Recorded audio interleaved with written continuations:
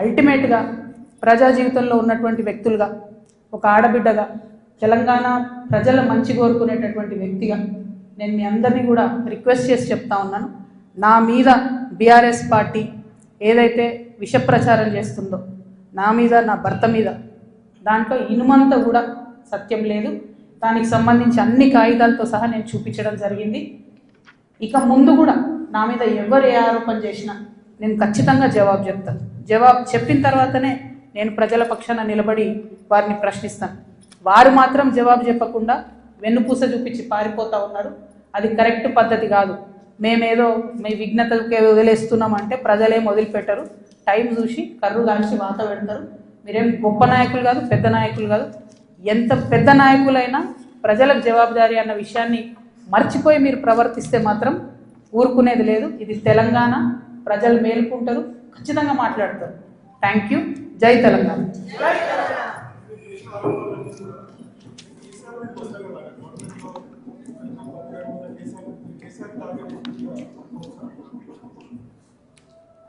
చూడు బ్రదర్, చాలా మిస్టేక్స్ జరిగినాయి బీఆర్ఎస్ గవర్నమెంట్లో. ఆ విషయాలన్నీ ఇప్పుడు నేను జనంబాటలో తిరుగుతుంటే ప్రజలు వచ్చి నాకు చెప్పేటటువంటి దాంతో, వాళ్ళు ఇస్తున్నటువంటి విజ్ఞప్తులతోనే అర్థమవుతుంది. నేను మళ్ళీ చెప్తున్నా, ఎంత పెద్ద నాయకుడైనా ప్రజలకే జవాబుదారు. 100కి 100% ప్రభుత్వం నుండి లీజుకి ఇచ్చినటువంటి ఇండస్ట్రియల్ ల్యాండ్స్ సెలెక్టివ్గా వ్యాపారవేత్తల కోసం బీఆర్ఎస్ గవర్నమెంట్లో సంతకాలు పెట్టి మరి ఆనాడే ప్రైవేట్ వ్యక్తులకు దారాదత్తం చేశారు. ఆ సంతకాలు పెట్టింది ఎవరు, పెట్టించడం వెనుకుందెవరు, అది time has to decide. Congress government ఏంది, చాలా ఆరోపణలు చేస్తున్నారు. రేవంత్ రెడ్డి గారు అయితే చాలా ఏమంటారు, రేపు పొద్దుగాలనే నేను వీళ్ళందరినీ జైలు వేస్తా అన్నట్టు ఏదో బీఆర్ఎస్ అంతా అవినీతిమయమని చిత్రీకరించి వచ్చారు. ఆయన ఎక్కడ ఏం చేయట్లేదు.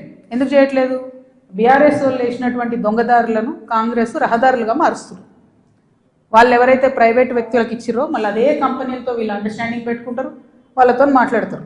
అంటే రేవంత్ రెడ్డి గారి పరిస్థితి ఇప్పుడు ఎట్లుందంటే, అప్పుడే కప్పం తిన్న పాము ఎట్లుంటుంది, కడుపు నిండింది, నేను సీఎం అయినా, అవినీతి అయితే నాకేంది, రాష్ట్రం ఎటు పోతే నాకేంది, వాగ్దానాలు ఎటు పోతే నాకేంది అని చెప్పి ఆయన సైలెంట్గా ఉన్నాడు.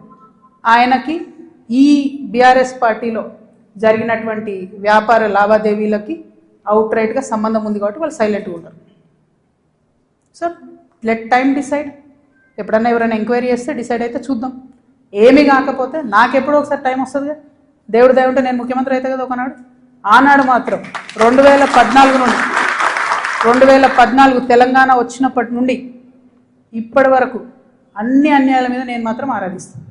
ఎందుకంటే ఎవరు వచ్చి బయటకు వచ్చి మాట్లాడినా వాళ్ళని దబాయించాలి, వాళ్ళ మీద ఒక కేసు వేయాలి, వారిని ఏదో అనాలి, బురద చల్లాలి అని అంటే కుదరదు. నేను అట్లా ఊరుకునే వ్యక్తిని కాదు. నేను తప్పు చేస్తే నేను క్షమాపణ అడుగుతాను. నేను కోరిన క్షమాపణ జనం బాటలో ముందుకెళ్ళినప్పుడు. ఎందుకు కోరిన క్షమాపణ? నేను అదే గవర్నమెంట్లో ఉండి అమరవీరుల కుటుంబాల కోసం గట్టి కొట్లాడాల్సిందే అని నాకు మనసుకు అనిపించింది కాబట్టి నేను క్షమాపణ అడిగిన.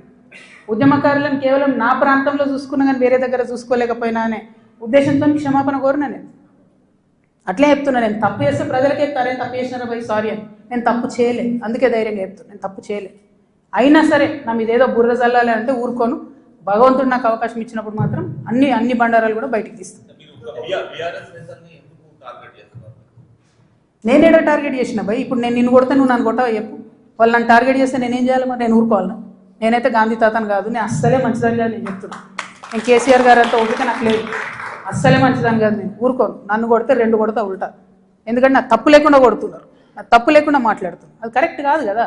ఏం రోగం చెప్పు? నేను ఏమంటున్నా? నేను జనంలో పోతున్నా, పిచ్చిలేసినట్టు పొద్దు నుండి రాత్రి వరకు ఎందుకు తిరుగుతున్నా? నేను ఐ వాంట్ టు అండర్స్టాండ్ ఏం జరిగింది. 10 ఏళ్ళు బీఆర్ఎస్లో, 2 ఏళ్ళు కాంగ్రెస్లో ఏం జరగలే. నిన్న పోయినాం, ఆ నల్ల నీళ్ళు అది ఎంత బాధ అనిపించింది చూస్తే. ట్యాప్లో డ్రైనేజ్ వాటర్ వస్తాయని ఇప్పటికి కూడా హైదరాబాద్ మహానగరంలో ఇంకా అంత అందమైన నగరానికి కేటీఆర్ గారు నేను ఇట్లా చేసినా అని, ఇప్పుడు రేవంత్ రెడ్డి గారు గ్లోబల్ సమిట్ పెట్టి నేను ఇట్లా చేసినా అని ఏం లాభం చెప్పు? ఆడబిడ్డలకు ఒక డెలివరీ హాస్పిటల్ ఉండదు, నల్లలో మోరు నీళ్ళు వస్తాయి. ఇదో మహానగరం, దీన్ని సంతోషపడాలి. ఎవరొకరు అడగాలి కదా. అడిగితే కేసులు, అడిగితే లొల్లి, ఇంతే. ఏం భయపడేదాన్ని కాదు. నేను ముందుకే పోతా, వెనుకకైతే పోయేది లేదు. వస్తే లొల్లెందుకుంటుండేనే, వస్తే లొల్లెందుకుంటుండే? 5 ఏళ్ళు నన్ను ఓడగొట్టి ఇంట్లోనే కూర్చోబెట్టిరు కదా. వద్దంటే బలవంతంగా ఎమ్మెల్సీ ఇచ్చిర్రు. నేను అప్పటికి కూడా అడిగిన, నాకు ఎంపీ క్యాండిడేట్గా నన్ను డిక్లేర్ చేయండి, నేను ప్రజల మధ్యలో ఎక్కడైతే ఓడిపోయినా అక్కడే ప్రజల ప్రేమను గెలుచుకుంటా అని చెప్పిన. అవకాశం ఇవ్వలే, నాకు తిరగనీయలే. మా కాన్స్టిట్యున్సీలో కూడా ప్రతి ఎమ్మెల్యేను ఎవరో ఒకరు మేనేజ్ చేసుడు, వాళ్ళు నాకు ఎక్కడికక్కడ కాళ్ళల్లో కట్టెలు పెట్టుడు, కాన్స్టిట్యున్సీ నుంచి ఎవరైనా వచ్చి కలిస్తే బెదిరించుడు. నువ్వు ఎట్లా కలుస్తావు, అక్కతో నీకేం పని?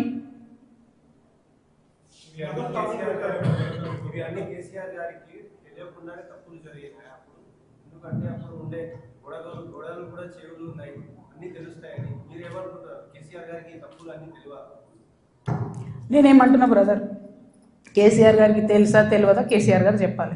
ఇప్పుడు వీళ్ళందరూ ఏంటంటే మేమందరం చాలా పెద్దవాళ్ళము, కవిత మా మీద ఆరోపణలు చేస్తే కూడా మేము రిప్లై అయిపోయినా ప్రజలు చూస్తలేరు అనుకుంటారు. విఘ్నత అని హరీష్ రావు గారు అట్లే అంటారు. కేటీఆర్ గారు ఆయన ఎప్పుడు చెప్తాడో నాకు తెలియదు, నాకు సంబంధం లేదు.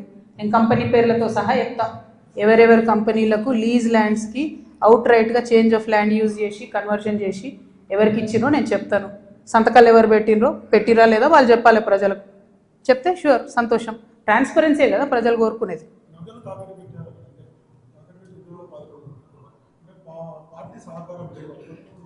నాకు ఎప్పుడు లేదు భయ్ పార్టీ సహకారం. నేను ఎప్పుడైతే అమెరికా నుండి వచ్చినో అప్పటి నుండి ఇప్పటి వరకు కూడా నాకు పార్టీ సహకారం లేదు. దానిలో కొత్తగా చెప్పేది ఏం లేదు.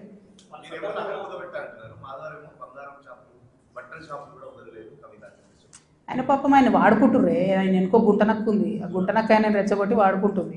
టైం వస్తే చెప్తా కదా, ఆ గుంటనక్కకు చెప్పినా కదా, ఏదైతే సెయింట్ గోబెన్ ల్యాండ్లో ఒక అధికారి ఇప్పుడు రెడీగా ఉన్నాడు చెప్పడానికి సిబిఐ దగ్గర ఈడీ దగ్గర, అప్పుడు తెలుస్తుంది వాళ్ళకి. నేను ఒకటే క్లారిటీగా చెప్తున్నా, మీరు ఎంతోసేపు నన్ను ఏదో చేద్దాం, ఆడపిల్ల కదా పాపం భయపెడితే బెదురుతుందేమో అనుకుంటున్నాను. కుదరదు బాస్, కుదరదు. ఇది మారింది, పాలిటిక్స్ మారింది, టైం మారింది, అట్లా కుదరదు.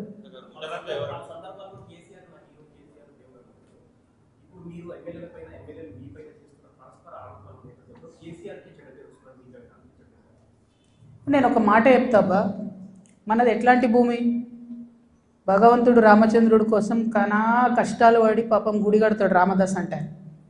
ఆయన తీసుకుపోయి నిజాం జైలు వేస్తాడు. ఆ జైలు వేసిన టైంలో కూడా రక్షించడానికి రాకపోతే ఏమంటాడు రామదాస్ ఏమంటాడు? మనది ఎట్లాంటి భూమి, పోతన లాంటి గొప్ప కవి రాజు వచ్చి అంకితం ఏమంటే కూడా ఇయ్యడు. మనది ఎట్లాంటి భూమి, చాకలైలమ్మ లాంటి మామూలు మహిళ నాలాగానే ఏం లేదు, ఎవరు సపోర్ట్ లేరు, నిలబడి గుత్ప పట్టుకొని కొట్లాడింది. నేను అంతే, ఆ స్పిరిట్ ఉంది, అదే వేస్తాను. ఎవరేమనుకుంటారు ఏమనుకుంటారు నైసిటీస్ లేవు. ఎందుకంటే లైన్ వాళ్ళు దాటిరు, నేను దాటలేదు. ఏది పడితే అది మాట్లాడి కూరుకుంటా. ఏమన్నాడే నా భర్త, మీరు ఎప్పుడన్నా నిన్నారా అధికారంలో ఉన్న 10 ఏళ్ళు? మీరంతా కూడా రిపోర్టర్లే కదా, ఎప్పుడన్నా నిన్నారా ఆయన పేరు? విన్నారా? ఏదైనా పైరవీలు విన్నారా? ఏం లేకుండా అది అన్యాయం కదా, టూ మచ్. ఊరుకోం ఇంకా, మస్తు అయిపోయింది. Thank you. జై తెలంగాణ.